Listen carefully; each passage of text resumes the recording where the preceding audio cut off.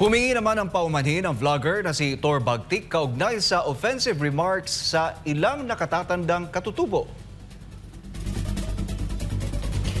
Sa panayam, sinabi ni Tor Bagtik na wala siyang intensyon na sabihan ng masama ang ilang Altamanobo elders. Anya, layon lamang niya na tumulong sa mga ito, ngunit dahil daw sa bilis ng kanyang pananalita ay hindi nito napansin na nakapagsabi ito ng hindi maganda. Kaugnay niyan, humingi ito ng paumanhin sa lahat ng nasaktan sa kanyang naging aksyon.